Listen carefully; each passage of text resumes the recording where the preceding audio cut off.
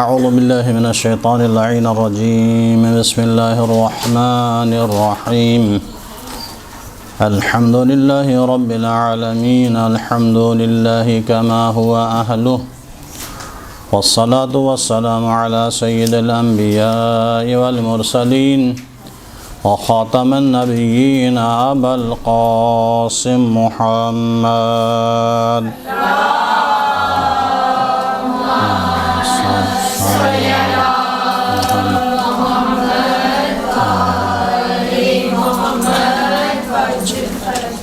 اما بعد فقد قال اللہ تبارک و تعالی فی محکم کتابہ الکریم ومبرم خطابہ العظیم بسم اللہ الرحمن الرحیم یا ایہا الذین آمنوا اذا نودی للصلاة من یوم الجمعة فسعوا الى ذکر اللہ وذروا البیع ذالکم خیر لکم ان کنتم تعلمون۔ صلوات کو دفع پڑھیے اللہم صلی علی محمد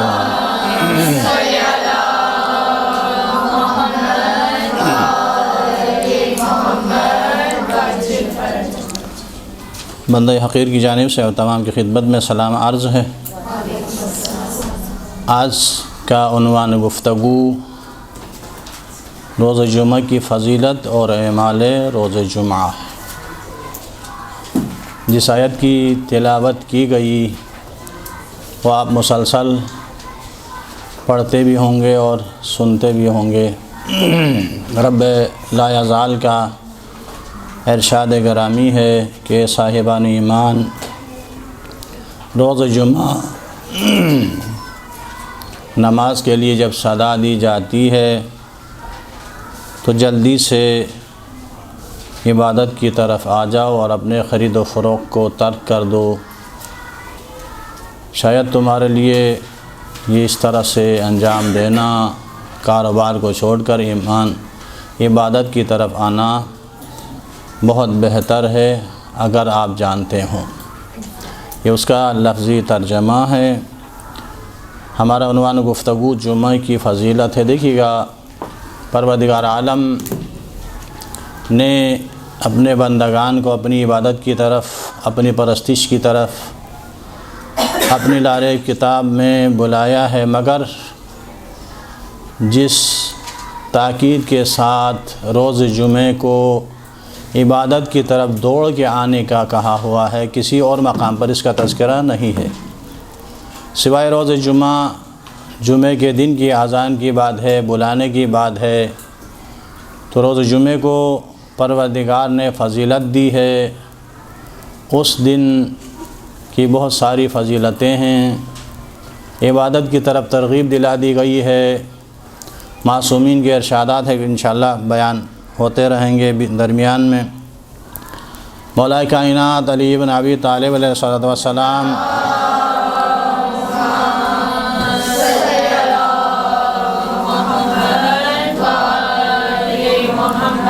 اور رسول اکرم صلی اللہ علیہ وآلہ وسلم، ان دونوں معصومین سے روایت ہے، فرماتے ہیں جمعے کا خاص احترام ہے اور اس کا حق ہے، بس اس حق کو ضائع نہ کرو، اس دن کی عبادت میں کوتاہی نہ کرو، اچھے اعمال سے خدا کا قرب حاصل کرو اور تمام محرمات کو ترک کرو، کیونکہ اللہ تعالیٰ اس روز اطاعت کا ثواب بڑھا دیتا ہے، گناہوں کی سزا ختم کر دیتا ہے اور دنیا و آخرت میں مومنین کی درجات کو بلند کر دیتا ہے۔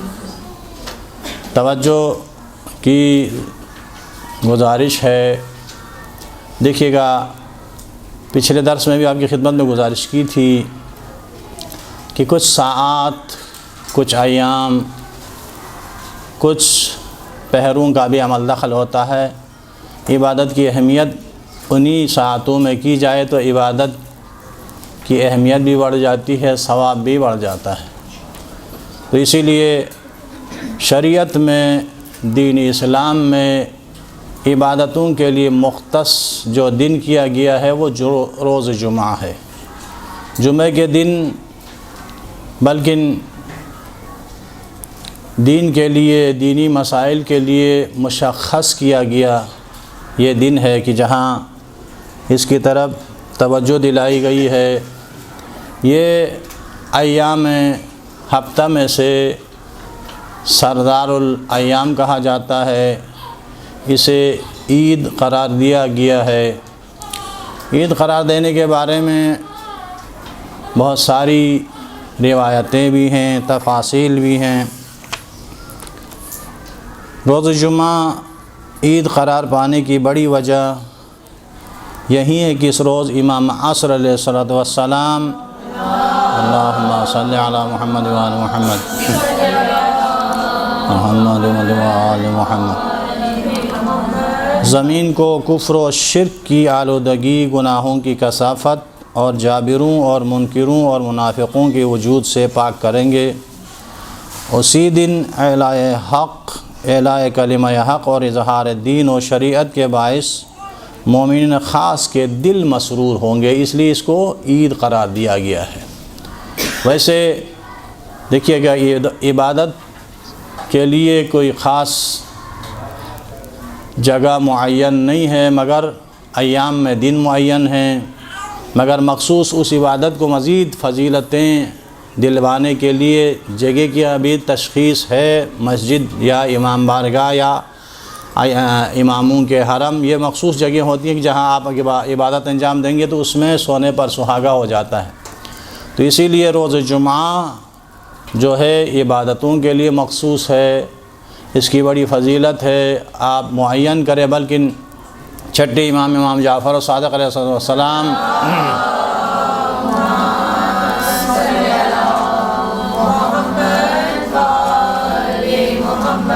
ایک مقام پر فرماتے ہیں، مجھے تعجب ہے ان مسلمانوں پر کہ ہفتے میں ایک دن جو کہ روز جمعہ ہے، اس کو بھی اپنے دینی علوم کے حصول کے لیے وقف نہیں کرتے۔ یعنی روز جمعہ حصول دین کے لیے میرے چھٹے امام مختص فرماتے ہیں کہ آپ پورے 6 دن کام کیجئے دنیا کے لیے، حصول دنیا کے لیے، مگر دین کے حصول کے لیے جمعہ کا دن جو ہے وہ مخصوص ہونا چاہیے۔ یہ ایک مومن کے لیے، ایک مسلمان کے لیے میرا چھٹے امام کی تجویز ہے۔ تو آگے بڑھتے ہیں۔ روز جمعہ جو خدا سے سوال کیا جاتا ہے، جو بھی سوال کریں گے سوائے معصیت کے، سوائے گناہ کے، جو بھی سوال کیا جاتا ہے پروردگار پورا کر دیتا ہے۔ اگر کوئی گروہ مستحق عذاب ہی کیوں نہ ہو، اگر وہ پروردگار سے مغفرت طلب کرتا ہے، گروہ مستحق عذاب کا مطلب کیا ہے؟ یعنی ایسا کوئی عمل انجام دے چکے ہیں جس کا وعدہ پروردگار نے سزا کا اعلان کیا ہے، اس گناہ کے مرتکب ہیں، نگاہ قدرت میں وہ گناہگار اور سزا کے مستحق قرار پانے کے باوجود بھی اگر روز جمعہ یہی گروہ جو مستحق عذاب قرار پائے ہیں اگر خدا سے مغفرت طلب کرتے ہیں تو پروردگار ان کی اس دعا کو قبول کرتا ہے اور ان کی مغفرت فرما دیتا ہے۔ تو مولا فرماتے ہیں کہ مستحق عذاب گروہ وہ بھی جمعے کے دن مغفرت کرے تو عذاب سے چھٹکارا مل جاتا ہے۔ حق تعالی روز جمعہ مقدرات کو محکم اور ناقابل تغیر بنا دیتا ہے۔ جو میری اور آپ کی تقدیر لکھی جاتی ہے نا، وہ جمعے کو مقدرات محکم کر دیے جاتے ہیں۔ یعنی پہلے سے جو اعمال انسان انجام دیتا ہے یا پروردگار جس کے لیے جو نیکیاں لکھ دیتا ہے یا اس کی زندگی میں آنے والی جو مسائل ہیں یا مشکلات، وہ روز جمعہ مستحکم کیے جاتے ہیں، یعنی ضبط تحریر میں پکے طور پر لکھے جاتے ہیں اور ناقابل تغیر بنا دیے جاتے ہیں۔ تو ہمیں روز جمعہ کوشش کرنی چاہیے کہ کوئی ایسا معاملہ خدا کے ساتھ نہ ہو کہ جس سے مشیت راضی نہ ہو اور وہ ہم سے ناراض ہو جائے۔ صلوات پڑھی محمد و آل محمد۔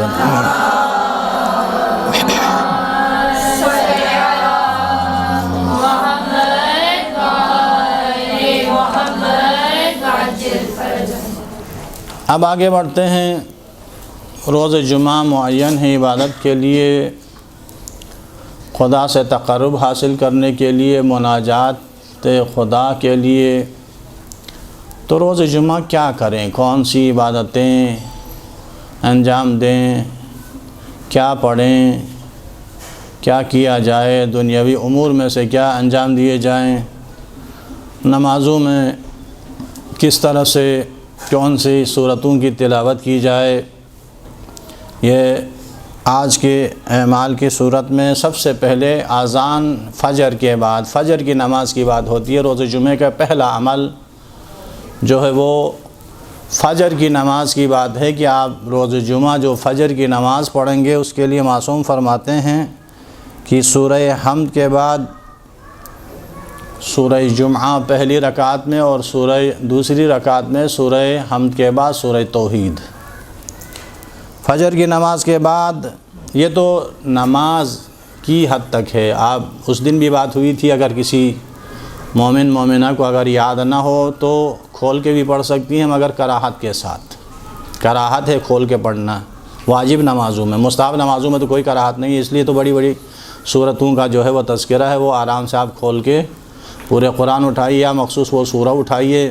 الگ الگ سورے بھی آتے ہیں پرنٹڈ، وہ آپ اٹھا کے پڑھ سکتی ہیں۔ اب فجر کی نماز میں سورہ حمد کے بعد سورہ جمعہ اور اس کے بعد دوسری رکعت میں سورہ حمد کے بعد سورہ توحید ہی پڑھنی ہے۔ اس کے بعد فجر کی نماز کے بعد کسی سے بات کرنے سے پہلے یہ دعا پڑھے تو اس جمعے سے اگلے جمعے تک کے گناہوں کا کفارہ ہو جائے گا۔ ایک مخصوص دعا ہے، وہ میں لکھ نہیں پایا، مفاتی میں بھی ہے، دوسری کتابوں میں بھی ہے، وہ دیکھیے گا سورہ جمعہ کی اعمال میں سب سے پہلی جو پیراگراف ہے اسی میں وہ دعا درج ہے، وہاں سے لے لیے گا۔ اس جمعے سے اگلے جمعے تک اس کے گناہوں سے محفوظ رہے گا۔ اور دوسری بات، فجر سے لے کر ظہر تک کا جو سلسلہ ہے وہ بیچ میں انشاءاللہ بیان ہوگا، مگر نماز ظہر کی جو کنڈیشن ہے وہ بھی آپ کی خدمت میں بیان کروں۔ نماز فجر کے بعد بھی ایک صلوات ہے۔ نماز ظہر کے لیے حکم یہ ہے کہ نماز ظہر روز جمعہ پہلی رکعت میں سورہ حمد کے بعد سورہ جمعہ کی تلاوت کی جائے اور دوسری رکعت میں سورہ حمد کے بعد سورہ منافقون۔ وہ بھی اگر یاد ہے تو ٹھیک ہے، نہیں تو دیکھ کے بھی پڑھ سکتی ہیں کراہت کے ساتھ۔ اور اس کے بعد نماز فجر کے بعد جو ہے جو شخص مخصوص ایک صلوات ہے، اگر وہ پڑھ لے تو وہ مرنے سے پہلے امام عصر کی دیدار کرے گا۔ اور یہ صلوات بہتر ہے کہ اگر 100 مرتبہ پڑھے تو حق تعالی اس کے 60 حاجتیں پوری کرے گا، اس میں سے 30 دنیا کے اور 30 آخرت کے۔ اور وہ کوئی لمبا نہیں ہے، اس دن بھی میرے خیال میں تذکرہ ہوا تھا اعمال شب جمعہ میں، وہ ہے اللہم صلی علی محمد و آل محمد وعجل فرجہم۔ بس عام درود جو ہم پڑھتے ہیں اس کے ساتھ عجل فرجہم کا اضافہ ہے۔ اگر یہ فجر کی نماز کے بعد کسی سے بات کیے بغیر ایک مرتبہ اگر پڑھتا ہے تو بھی کافی ہے، نہیں تو پھر 60 حوائج کی قبولیت کا اگر چاہت ہے، اس کو چاہتے ہیں کہ میری 60 حوائج دنیا کی 30 اخروی 30 حاجتیں پوری ہوں، تو کم سے کم 100 مرتبہ ایک تسبیح آپ نے اللہم صلی علی محمد و آل محمد وعجل فرجہم پڑھیں گی تو انشاءاللہ 30 حوائج دنیا کی اور 30 حوائج اخروی پوری ہوں گی۔ صلوات پڑھی محمد آل محمد، اللہم صلی علی محمد و آل محمد۔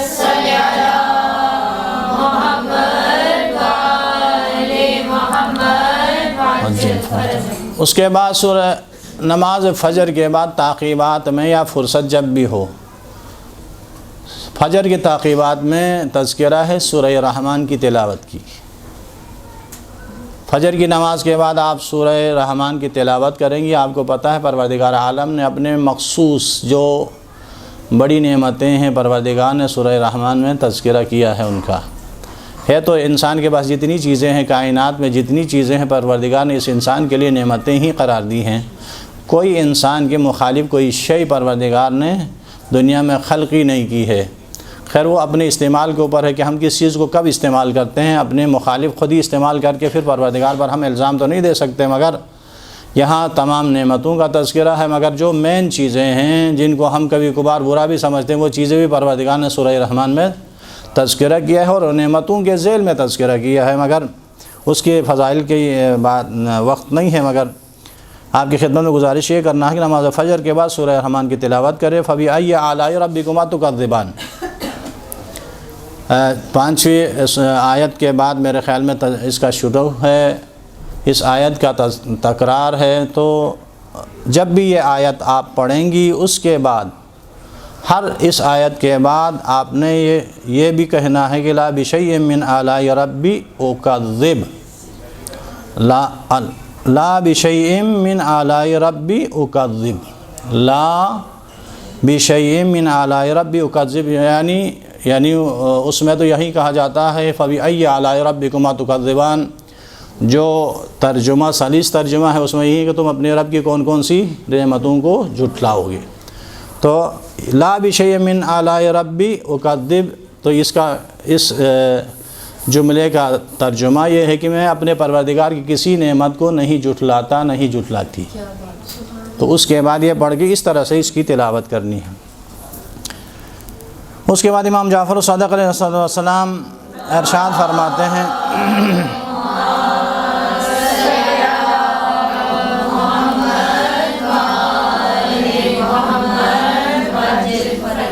پورے دن میں کون سے سوروں کی تلاوت کی جائے؟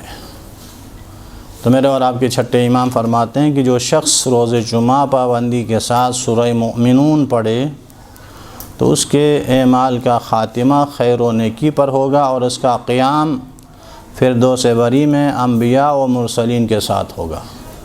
یعنی سورہ مؤمنون کی تلاوت، جیسے ابھی آپ نے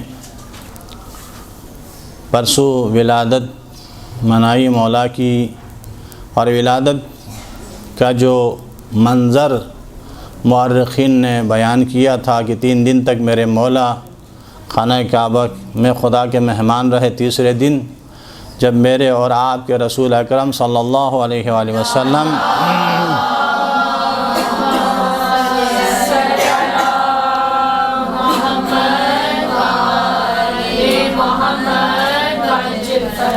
اپنے وصی اور اپنے جانشین کو جب لینے گئے تھے تو سب سے پہلے مولا نے رسول اکرم کی چہرہ اقدس کی زیارت کی۔ اس کے بعد جو قرآن میں سے جس سورے کی اور جس آیت کی تلاوت کی وہ سورہ مومنون کی پہلی آیات تھی، قد افلح المؤمنون۔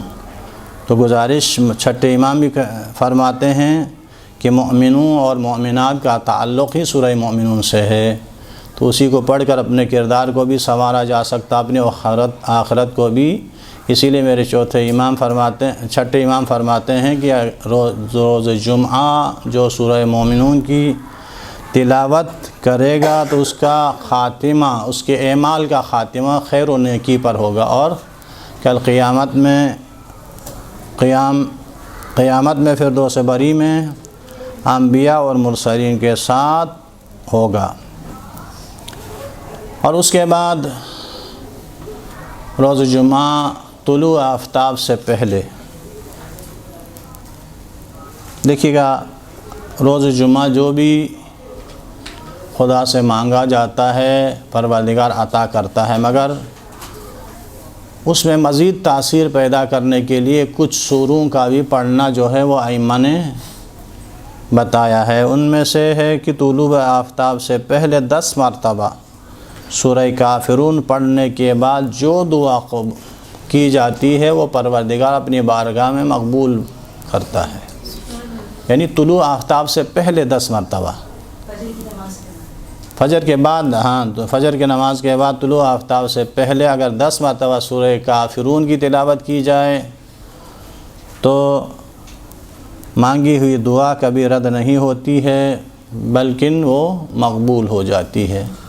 اور اسی طرح سے پھر روز جمعہ میرے اور آپ کے چوتھے امام کی معمولات زندگی میں سے مؤرخین نے لکھا ہے کہ نماز فجر کے بعد سے ظہر تک میرا چوتھا امام آیت الکرسی کی تلاوت کرتے تھے، آیت الکرسی، یعنی فجر سے لے کر ظہر تک، اور ظہر کے بعد سورہ قدر کی تلاوت فرماتے تھے۔ یعنی فجر سے لے کر ظہر تک آیت الکرسی، اور آیت الکرسی کے بعد ظہر سے لے کر آخر جمعہ تک سورہ قدر کی تلاوت کرتے تھے، اور آیت الکرسی کے بیچ میں کچھ اضافہ فرماتے تھے، وہ ہے اللہ لا الہ الا هو الحی القیوم لا تأخذہ سنۃ ولا نوم لہ ما فی السماوات وما فی الارض۔ عرض کے بعد جو ہے امام فرماتے تھے وما بینہما وما تحت الثری عالم الغیب والشہادۃ الرحمن الرحیم۔ اس کے بعد من ذا الذی یشفع عندہ الا باذنہ، یعنی اس جملے کا اضافہ فرماتے تھے۔ عرض کے بعد فی الارض کے بعد وما بینہما وما تحت الثری عالم الغیب والشہادۃ الرحمن الرحیم، اس کے بعد من ذا الذی یشفع عندہ الا باذنہ یعلم ما بین ایدیہم۔ دیکھیے ایک اور بات آپ کی خدمت میں گزارش کروں، آیت الکرسی جو ہم مسلمانوں کے ساتھ جو رائج ہے وہ علی العظیم تک ہے، مگر ہمارے مسلک میں خالدون تک ہے۔ جہاں بھی اعمال میں آیت الکرسی کی تاکید کی جاتی ہے وہ خالدون تک ہے، ہم فیہا خالدون، اللہ ولی الذین آمنوا، دو آیات آگے بھی ہیں تو وہ بھی ساتھ میں پڑھنا ہے۔ ایک اور صلوات پڑھیں محمد علیہ۔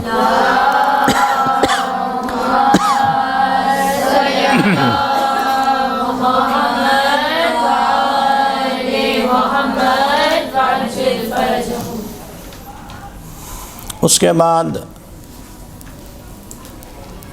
نوافل فجر کے بعد اس روز کا اہم ترین عمل غسل جمعہ۔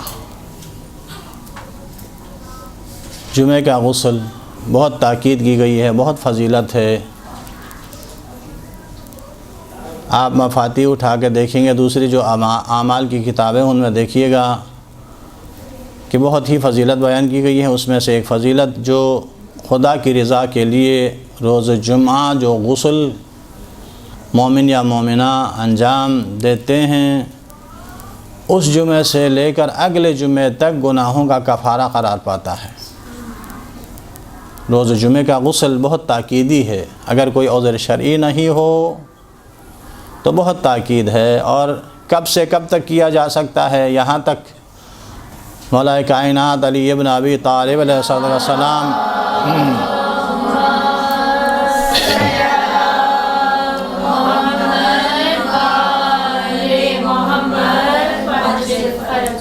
ارشاد فرماتے ہیں کہ اگر اس دن کا کھانے کی قیمت بھی دے کر پانی لیا جا سکتا ہے تو بھوکا رہ کے پانی لے کے غسل کیا جائے،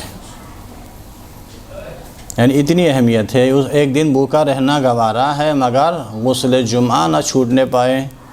اور یہاں تک بھی کہا ہے کہ اگر آپ کو معلوم ہے کہ جمعے کو غسل کے لیے پانی میسر نہیں ہوگا تو رجائے مطلوبیت کے طور پر آپ جمعرات کو ہی غسل کر سکتی ہیں۔ اور اسی طرح سے اگر نہیں جمعے کو اگر آپ کو نہیں ملا ہے پانی، فرصت نہیں ہوئی، تو آپ ہفتے کو قضا کی نیت سے بھی کر سکتی ہیں، اتنی اہمیت ہے۔ تو روز جمعے کے اعمال میں سے ایک اہم ترین عمل اس دن کا غسل ہے، اور یہ غسل جو ہے طلوع آفتاب سے لے کر زوال تک ادا کی نیت سے۔ اور جی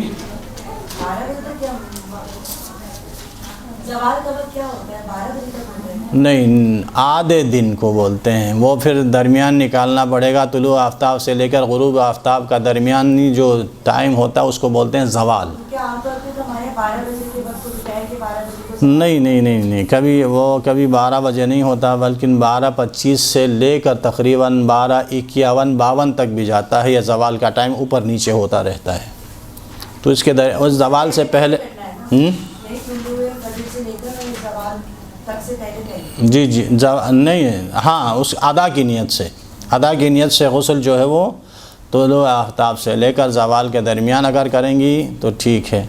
اس کے بعد سے لے کر غروب آفتاب تک جو ہے وہ نہ ادا کی نیت سے کریں گے نہ قضا کی نیت سے، بس جو معافی ذمہ کی نیت سے جو ہے وہ اس غسل کو کیا جاتا ہے۔ اور اس میں دو مسائل ہیں۔ ایک مسئلہ یہ ہے کہ آیت اللہ سیستانی، آیت اللہ خوئی کے مقلدین کے لیے مسئلہ یہ کہ اسی غسل جمعے سے ڈائریکٹ آپ نماز بھی پڑھ سکتی ہیں۔ آیت اللہ خامنائی اور آیت اللہ خمینی کا مسئلہ یہ ہے کہ نہیں، وہ غسل کافی نہیں ہے، نمازوں کے لیے جن کے لیے وضو شرط ہے اس غسل کے بعد وضو بھی کرنا لازم ہے۔ غسل کے بعد کا مسئلہ ہے، ویسے تاکید تو ہر دن کا ہے کہ آپ روزانہ اپنی دن کی ابتدا جو ہے وہ صدقے سے کیجئے۔ صبح دیا ہوا صدقہ آپ کی پورے دن کی محافظت کرتا ہے، اور شام میں دیا ہوا صدقہ پوری رات۔ مگر روز جمعہ جو ہے وہ صدقے کی بہت تاکید کی گئی ہے۔ جتنا بھی آپ صدقات دے سکتی ہیں گھر والوں کی جانب سے، بچوں کی جانب سے، روز جمعہ صدقہ دے دیں۔ کیوں؟ عام دنوں کے صدقے کے مقابلے میں روز جمعہ کا دیا ہوا صدقے کا ثواب 1000 گنا پروردگار بڑھا دیتا ہے، 1000 گنا۔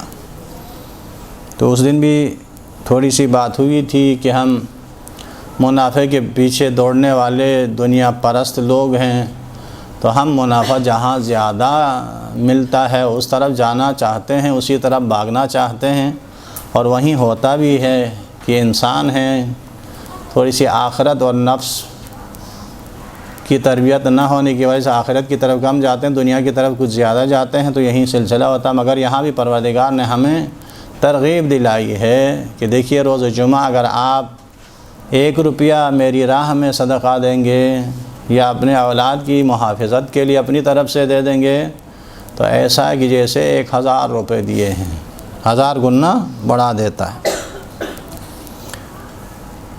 اور دوسرا عمل روز جمعہ جو بہترین میرے اور آپ کے 5ویں امام محمد باقر علیہ السلام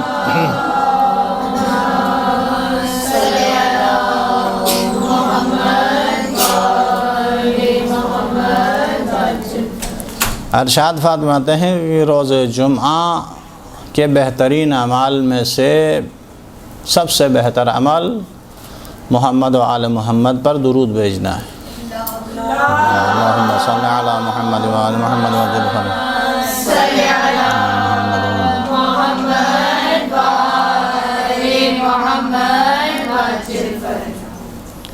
اور آج روز جمعہ بھی ہے اور ماہ رجب بھی ہے۔ انشاءاللہ اس حوالے سے بعد میں ایک روایت آپ کی خدمت میں بیان کروں گا۔ روز جمعہ درود پڑھنے کا بہترین وقت کیا ہے؟ امام فرماتے ہیں کہ عصر کے وقت کے بعد، نماز عصر کے بعد۔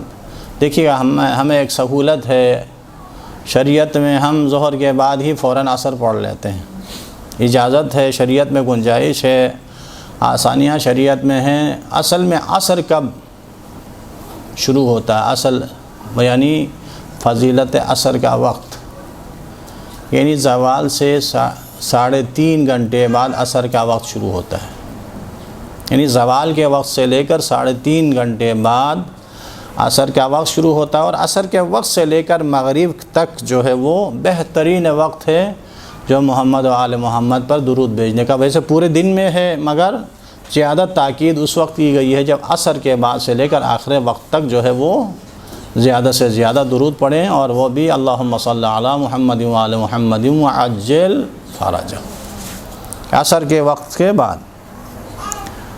اور اس کے بعد روز جمعہ کے اعمال میں سے ہے قبور کی زیارت، مستحبات میں سے ہے۔ تاکید کی گئی ہے ائمہ اطہار نے کہ روز جمعہ اپنے مرحومین کی قبور کی زیارت کریں۔ کیوں ایسا ہے؟ دیکھیے گا، جو مرحومین ہیں وہ انتظار میں ہوتے ہیں، کوئی ہے ہماری زیارت کو آنے والا، ہماری پوچھنے والا۔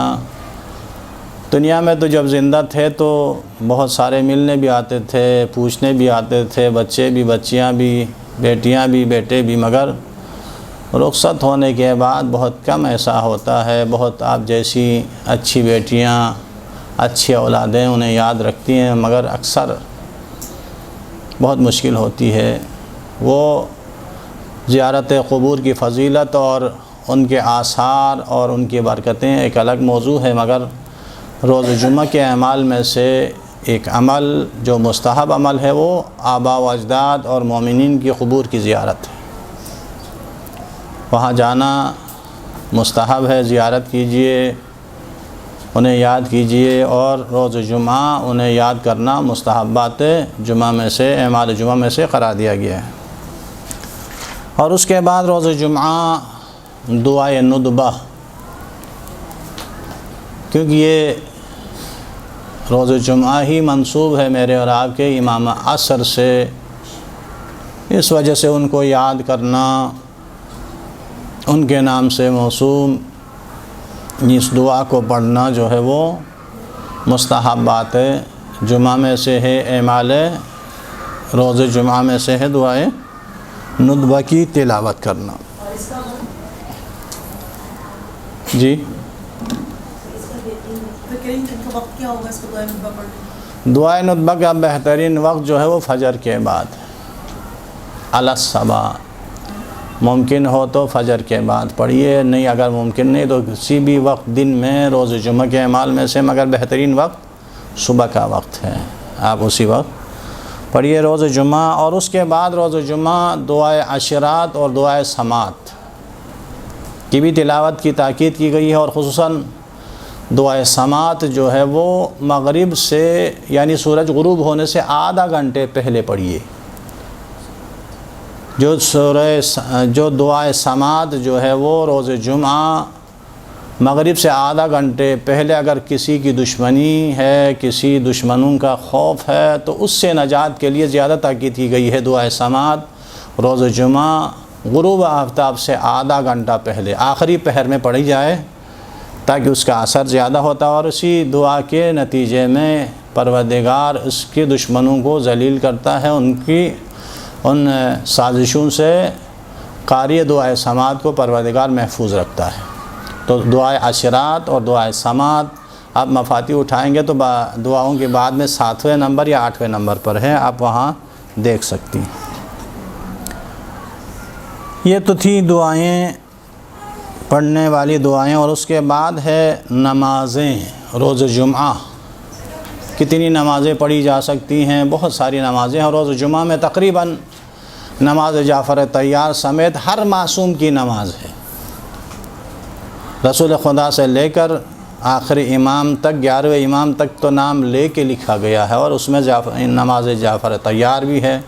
اور اس کے لیے نماز جعفر طیار کے لیے روز جمعہ کی جو ہے وہ ترکیب ہے وہ اس طرح سے ہے کہ جمعہ، بدھ، جمعہ، جمعرات اور جمعہ 3 دن جو ہے وہ روزہ رکھنا ہے، اور اس کے بعد عصر کے ٹائم پہ بیاباں میں نکل کے صدقہ دینے کے بعد بیاباں میں جا کر نماز جعفر طیار پڑھنے کی بہت تاکید کی گئی ہے، فضیلت ہے، مگر اتنا مشکل ہے کہ کہاں جا کے بیابانوں میں پڑھیں، خصوصاً ہمارے لوگ گھروں میں محفوظ نہیں ہیں تو باہر جا کے بیابانوں میں کہاں پڑھیں گے۔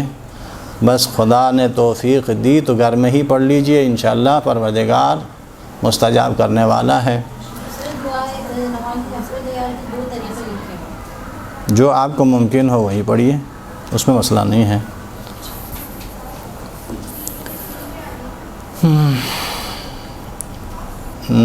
روز جمعہ نمازیں 20 رکعت نماز ہے، 20 رکعت مستحب نماز ہے، ایڈیشنل ہے، جو نوافل نماز یومیہ ہے ان کے علاوہ یہ 20 رکعت نماز ہے۔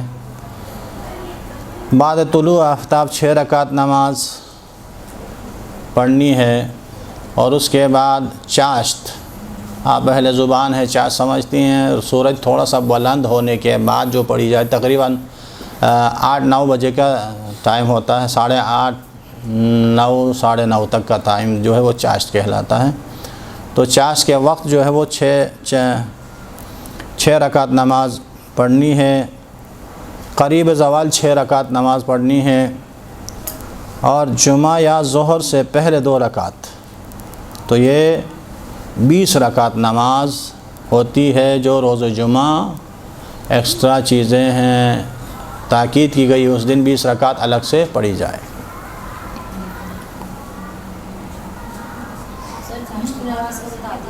ہاں نہیں، وہیں 20 رکعتوں میں سے ٹائم بانٹا گیا ہے، وہیں 20 رکعت جو روز جمعہ کی 20 رکعت نماز ہے جو فجر کی طرف پڑھنی ہے کہ روز جمعہ کی نوافل پڑھتی ہوں کہہ کے آپ 6 رکعت فجر کے طلوع آفتاب کے بعد پڑھیں گے، اس کے بعد تھوڑی دیر وقفہ کرنے 1-1.5 گھنٹے کے بعد پھر 6 رکعت پڑھیں گی، اس کے بعد قریب زوال 6 رکعت پڑھیں گی، اور جمعہ یا ظہر جمعہ جو پڑھتی ہیں اس کے بعد یا ظہر پڑھتی ہیں ظہر کے بعد سے پہلے 2 رکعت پڑھیں گی، تو یہ ٹوٹلی 20 رکعت نماز ہوگی جو فجر کی طرح پڑھی جائے گی۔ روز جمعہ کی نوافل پڑھتی ہوں قربتاً الی اللہ کی نیت سے یہ پڑھی جاتی ہے۔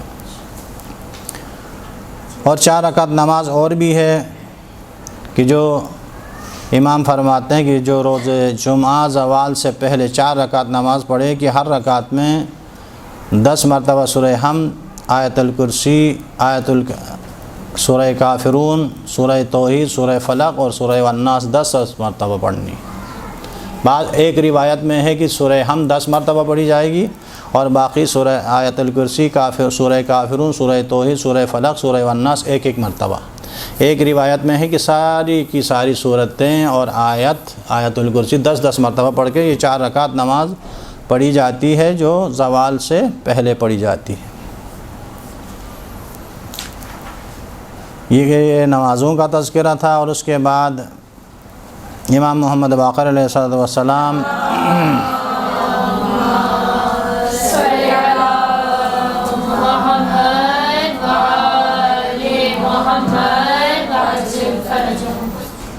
فرماتے ہیں کہ جمعہ کے دن عصر کی نماز کے بعد پھر وہیں عصر کی بات ہوتی ہے، میری اور آپ کی نماز تو ظہر کے بعد عصر ہوتی ہے، مگر میں نے آپ کی خدمت میں گزارش کی کہ 3.5 گھنٹے بعد جو ٹائم ہوگا وہ اصل عصر کا وقت ہے، فضیلت عصر کا وقت وہی ہے۔ امام فرماتے ہیں کہ جو شخص جمعہ کے دن عصر کی نماز کے بعد مخصوص ایک صلوات ہے، ہر دعاؤں کی کتاب میں درج ہے، پھر بھی آپ کی خدمت میں پڑھ لیتا ہوں۔ اللہم صل علی محمد و آل محمد الاوصیاء المرضیین بافضل صلواتک و بارک علیہم بافضل برکاتک والسلام علیہم وعلی ارواحہم و اجسادہم ورحمۃ اللہ وبرکاتہ۔ تھوڑا سا لمبا ہے۔ اللہم صل علی محمد و آل محمد الاوصیاء المرضیین بافضل صلواتک و بارک علیہم بافضل برکاتک والسلام علیہم وعلی ارواحہم و اجسادہم ورحمۃ اللہ وبرکاتہ۔ اگر ایک دفعہ عصر کے بعد یہ صلوات جو بھی شخص پڑھتا ہے اللہ تعالیٰ اس کے لیے 1,00,000 نیکیاں لکھ دیتا ہے، اس کی 1,00,000 برائیاں مٹا دیتا ہے اور اس کی 1,00,000 حاجتیں پوری فرماتا ہے، اور اس کے لیے اس صلوات کی وجہ سے 1,00,000 درجے بلند کر دیتا ہے۔ دیکھیے لاکھوں میں بات ہوتی ہے، ہزاروں میں، سینکڑوں کی بات ہی نہیں ہے، صرف یا زبانی یاد نہیں ہے تو تھوڑا سا ٹائم نکال کے، یعنی اہل سنت کی جو اذان ہوتی ہے نا وہ اصل ٹائم پہ ہوتی ہو رہی ہے، کچھ مساجد میں ان کے ہاں تھوڑی دیر میں ہوتی ہے، مگر 3.5 گھنٹے بعد ہی اذان ہوتی ہے۔ تو ذرا صرف جمعے کے دن کا مسئلہ ہے، ابھی اس وقت ہم سب یہی ہیں، میرے خیال میں عصر کے ٹائم پہ یاد دلائیے گا، ایک دفعہ ہم مل کے یہ صلوات پڑھیں گے تو انشاءاللہ یہ ساری نیکیاں، سارے فضیلتیں انشاءاللہ ہم سب کی نعمائل میں درج ہوگا۔ ایک صلوات اور پڑھی محمد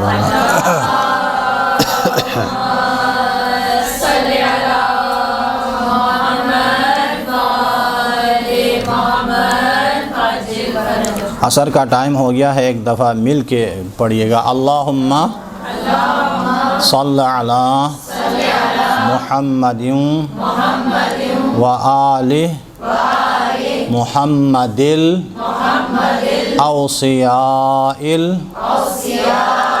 المرضیین بافضل صلواتک و بارک علیہم بافضل برکاتک والسلام علیہم وعلی ارواحہم واجسادہم ورحمۃ اللہ وبرکاتہ۔ اللہم صل علی محمد و آل محمد اور اس کے بعد رسول اکرم صلی اللہ علیہ وآلہ وسلم اللہم صلی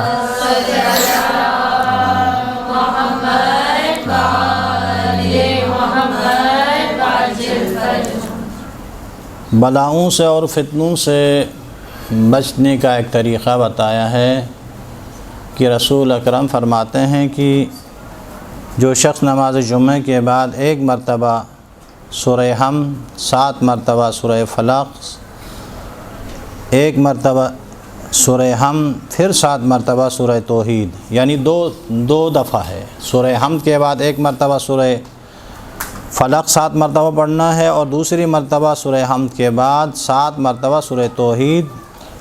جو بھی شخص روز جمعہ پڑھے گا تو اسے رسول فرماتے ہیں کہ آئندہ جمعہ تک کوئی بلا اور کوئی فتنہ اس تک نہیں پہنچے گا، کوئی بلا، کوئی بیماری۔ جی کچھ کہہ رہی ہیں؟ نہیں، روز جمعہ ہے، جمعہ کی نماز کے بعد ہے۔ روز جمعہ جمعہ کی نماز کے بعد ہے۔ جو جمعہ کی نماز پڑھنے جاتے ہیں ان کے لیے ہے، نہیں تو پھر ظہر کے بعد بھی پڑھ سکتی ہیں، مسئلہ نہیں ہے۔ 1 مرتبہ سورہ حمد، 7 مرتبہ سورہ فلق، اور دوسری دفعہ سورہ حمد کے بعد 7 مرتبہ سورہ توحید پڑھیں گے تو اگلے جمعہ تک بلاؤں اور مصیبتوں سے انسان محفوظ رہے گا۔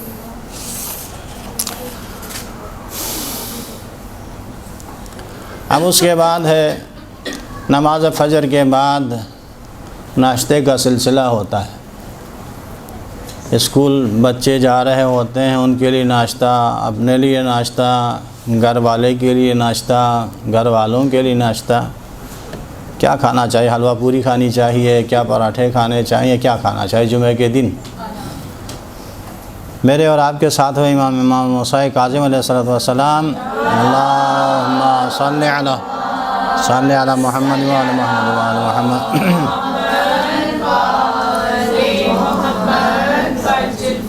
ارشاد فرماتے ہیں کہ جو شخص روز جمعہ ناشتے میں انار کھائے تو اس کا دل 40 دن تک نورانی رہے گا۔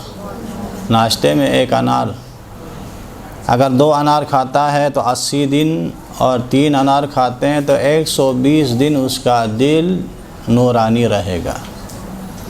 تو کوشش کیجئے گا۔ اس دن بھی بتایا تھا کہ 1 انار پورا کھانا ہے، کسی کو شامل نہیں کرنا ہے، کیونکہ یہ روایتوں میں ہے کہ جنت کے پھلوں میں سے یہ پھل ہے، اور ان میں سے 1 دانہ بعض روایتوں میں بیان ہوا ہے کہ جنت کے پھلوں میں سے 1 حصہ، 1 دانہ کم سے کم جنت کا ہوتا ہے۔ جو اس انار کو کھاتا ہے وہ اپنے خوراک کے اعتبار سے بعض روایتوں میں جنت لے جاتا ہے۔ تو اسی لیے کوشش کریں کہ 1 انار خود کھائیے، کم از کم مہینے میں 1 دفعہ 1 تو کھانا چاہیے، 1 جمعے کو۔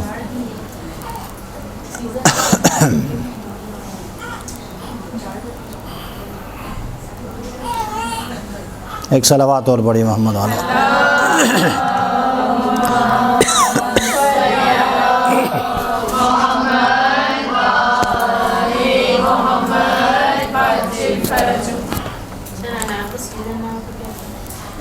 ہاں نہیں، انار ہر وقت ہی دستیاب ہوتا ہے۔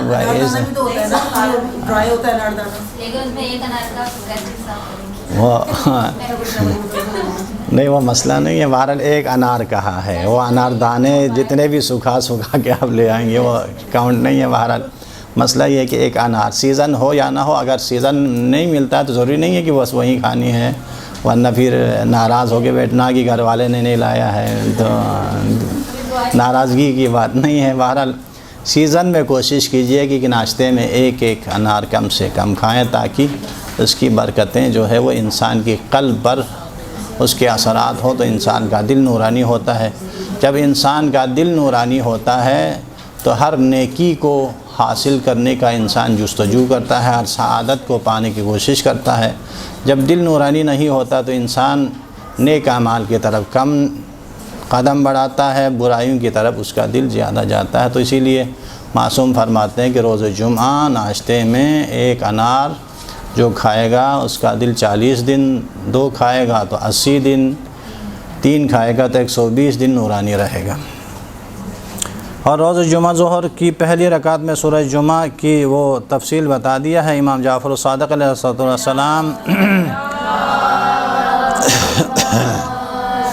محمد وعلی محمد وعلی محمد۔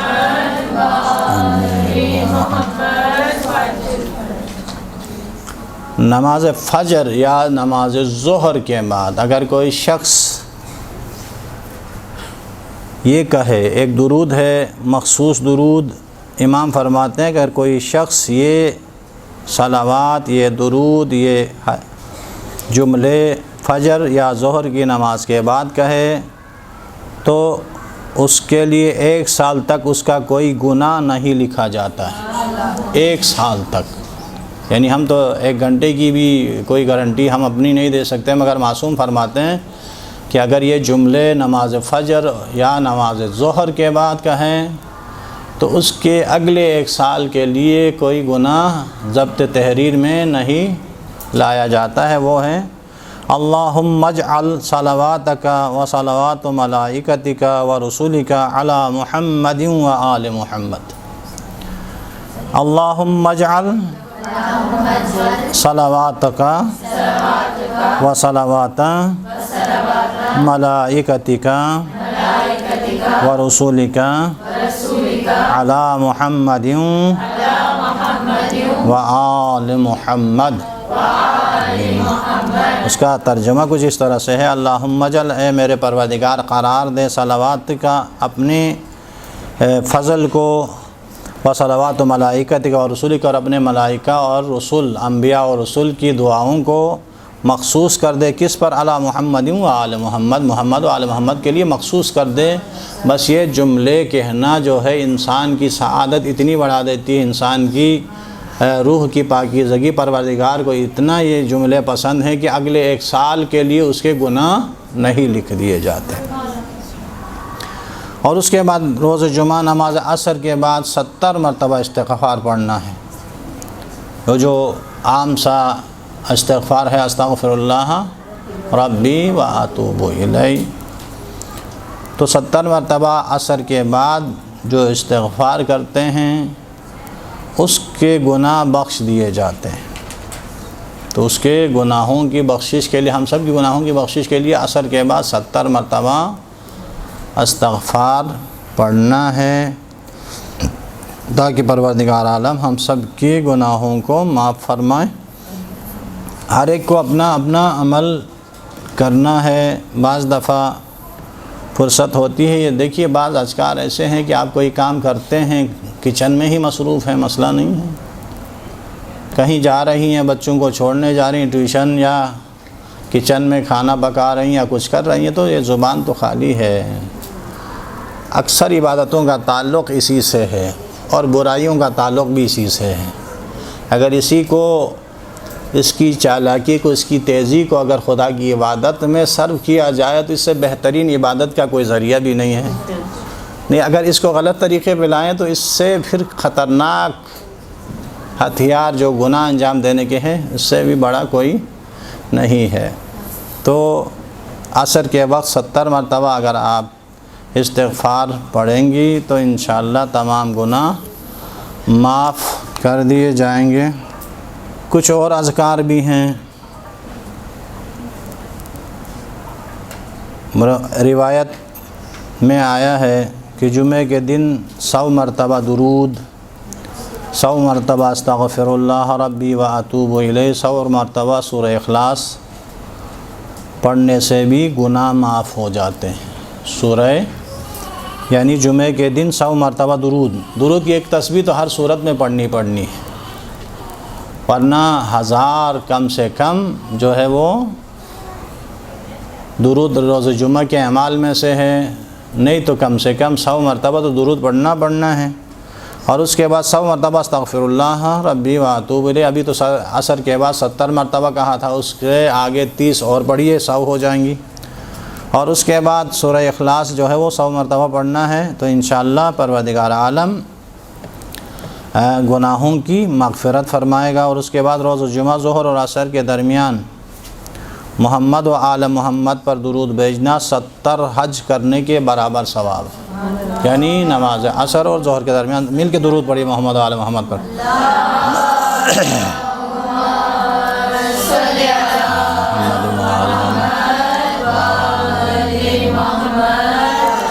ظہر اور عصر کے درمیان اگر درود پڑھا جائے تو اس کا ثواب اتنا ہے کہ جیسے 70 حج انجام دیے جائیں۔ اور اس کے بعد ایک اور عمل ہے جو روز جمعہ انجام دینا ہے، جسم کی صفائی۔ مونچھیں مردوں کو کاٹنے ہیں، جو ہے وہ ناخن کاٹنے کا سلسلہ ہر ایک کا مسئلہ ہے۔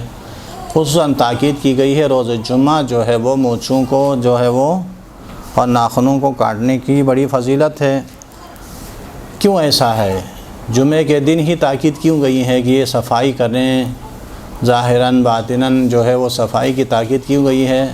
اس صفائی سے رزق میں وسعت پیدا ہوتی ہے۔ اگر کسی گھر میں ایسا کوئی معاملہ ہے تو دیکھیے گا، یہ بھی آزما کے دیکھیے گا، اگر روز جمعہ اگر آپ ناخن کاٹیں گے اور اس کی مخصوص دعا بھی ہے، مفادی دیکھیے گا، اگر اس کو کاٹنے کے بعد وہ دعا پڑھی جائے تو وسعت رزق میں اضافہ ہوتا ہے، یعنی رزق میں اضافہ ہو جاتا ہے، اور آئندہ جمعے تک گناہوں سے پاک رہے گا، آئندہ جمعے تک گناہوں سے بھی پاک رہے گا، اور برس، دیوانگی اور جذام سے محفوظ رہے گا۔ 3 بیماریوں کا خصوصی طور پر تذکرہ کیا ہے کہ اگر روز جمعہ آپ اپنے ناخن کو کاٹیں گی، دیکھیے گا شرع مقدس اسلام میں خواتین کے لیے یہ بھی بیان کیا کتنا کاٹنا ہے، کتنے رکھنے ہیں۔ ایک بنا و سنگار کا جو سلسلہ ہے وہ اپنی جگہ برقرار ہے، اس کا مطلب یہ نہیں کہ پورے سرے سے آپ کاٹیں، جڑ سے ہی، وہ مسئلہ نہیں ہے۔ خواتین کے لیے اجازت ہے، مگر روز جمعہ جتنے کاٹنے ہیں وہ روز جمعہ اگر کاٹیں گے تو رزق میں وسعت آئے گی، اور اگلے جمعے تک جو ہے وہ گناہوں سے محفوظ بھی رہیں گی، اور 3 بیماریاں جو ہے برس کی مبروس جو سفید داغ ہوتے ہیں اس سے، دیوانگی بیمار، اور جذام ایک ایسی بیماری ہے کہ جو جسم کے اعضاء یا کھال جو ہے وہ کٹ کٹ کے گرتی ہے، ان بیماریوں سے بھی محفوظ رکھا جائے گا اس بندے کو کہ جو روز جمعہ اپنے ناخنوں کو کاٹتے ہیں۔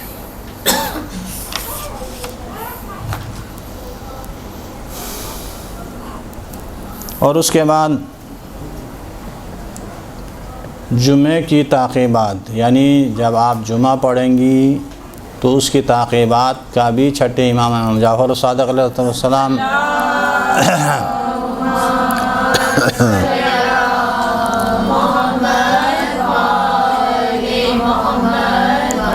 ارشاد فرماتے ہیں جو شخص نماز جمعہ کی تعقیبات میں سورہ حمد 7 مرتبہ، سورہ ناس 7 مرتبہ، سورہ فلق 7 مرتبہ، سورہ توحید 7 مرتبہ، سورہ کافرون 7 مرتبہ، و آخر میں سورہ توبہ کی آیت ہے لقد جاءکم رسول اللہ سے لے کر آخر تک، اور سورہ حشر کی آیت لو انزلنا ھذا القرآن سے لے کر آخر تک، اور سورہ آل عمران کی 5 آیات ہیں ان فی خلق السماوات سے انک لا تخلف المیعاد کے درمیان جو 5 آیاتیں ہیں، اس کی تلاوت اور اس کی تلاوت کرے گا تو تعقیبات جمعے میں ان آیات اور ان سوروں کی جو تلاوت کرے گا اس جمعے سے آئندہ جمعے تک دشمنوں کے شر اور دیگر آفات سے محفوظ رہے گا، یعنی دشمنوں کے شر